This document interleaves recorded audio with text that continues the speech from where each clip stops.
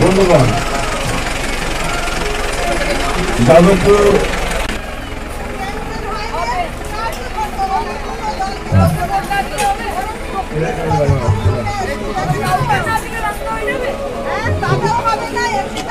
Vote দিলেও হবে না, কাউকে ভোট দেবো না, দরকার কি ভোট দেয়া।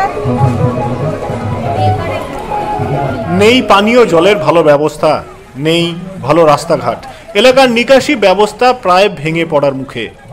এলাকার যে নর্দমাগুলি রয়েছে সেগুলি হয় না নিয়মিত সাফাই। শুক্রবার ভোট প্রার্থী সায়নী ঘোষকে হাতের সামনে পেয়ে এমনই বেশ কিছু অগ্নিবর্ষী অভিযোগ উগরে দিলেন স্থানীয় মহিলারা। এদিন রাজপুর সোনারপুর পৌরসভা 34 নম্বর ওয়ার্ড এলাকায় রোড শো চলাকালীন এলাকার মহিলারা একেবারে শটান সায়নীর মুখের উপর বলে দেন আসন্ন নির্বাচনে তারা কাউকে দেবেন না ভোট, কারণ কোনো দলই এলাকার উন্নয়নের জন্য কাজই করেনি। সিপিএম কিংবা তৃণমূল কেন, দলের কোনো সাংসদ এখানে কোনো রকম উন্নয়নমূলক কাজ করেনি বলে অভিযোগ তাদের। মহিলাদের মুখে এই ধরনের কথা শুনে হুড খোলা গাড়ির উপর থেকেই সায়নীকে বলতে শোনা যায়, কাউকে ভোট না দিলেই কি পানীয় জল রাস্তাঘাটের সমস্যা মিটে যাবে। যদিও পরে তিনি বলেন এখানে পানীয় জলের জন্য পাইপলাইনের কাজ শুরু হয়েছে, খুব তাড়াতাড়ি পানীয় জল ও রাস্তাঘাটের সমস্যা মিটে যাবে। উল্লেখ্য, যাদবপুর লোকসভা কেন্দ্র থেকে একসময় নির্বাচিত হয়েছিলেন সিপিএম এর সুজন চক্রবর্তী। পরবর্তীকালে এই কেন্দ্র থেকে গায়ক কবির সুমন ও পরবর্তীকালে অভিনেত্রী মিমি চক্রবর্তী সাংসদ হয়েছিলেন। এবারও রূপলী পর্দার নায়িকা সায়নী ঘোষকে প্রার্থী করেছে তৃণমূল। এলাকাবাসীর ক্ষোভ, স্থানীয় কোনো নেতা নেত্রীকে বাদ দিয়ে বারবার সেলিব্রিটি প্রার্থী হওয়ায় এলাকায় প্রকৃত উন্নয়ন স্তব্ধ হয়ে রয়েছে দীর্ঘদিন ধরেই।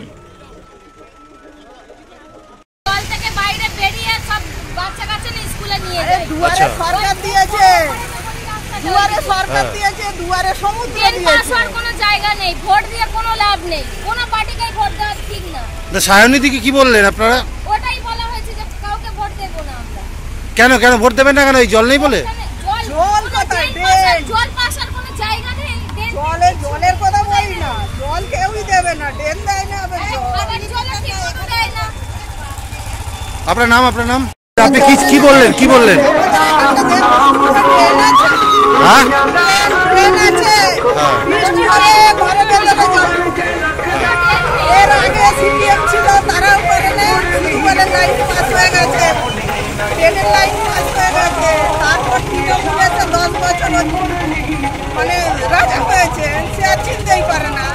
এখন যে আসবে কেউই চিনতে পারবে না, দরকার কি কাউকে। জলের প্রকল্পের কাজ তো হয়ে গেছে এবং ডিস্ট্রিবিউশনের কাজ চলছে। যে রাস্তাগুলো দেখছেন আপনারা, সেটা খোদাই করা রয়েছে, কারণ জলের লাইন বসা হচ্ছে। এগুলো তো একদিনের কাজ নয়, মানুষকে এটা বুঝতে হবে।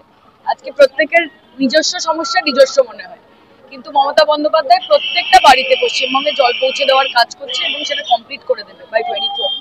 তো সেখানে জলের লাইনের কাজ, ওটাই আমরা ওনাদেরকে বললাম যে প্রকল্প ইজ অন বোর্ড এবং তার সঙ্গে ডিস্ট্রিবিউশনের লাইন চলছে। ওরাও জানে যে কাজ যদি হয় তাহলে সেটা সিপিএমও করবে না, বিজেপিও করবে না, কংগ্রেসও করবে না, সেটা তৃণমূলই করবে। তাই তৃণমূলের কাছেই চাওয়া পাওয়ার কথা।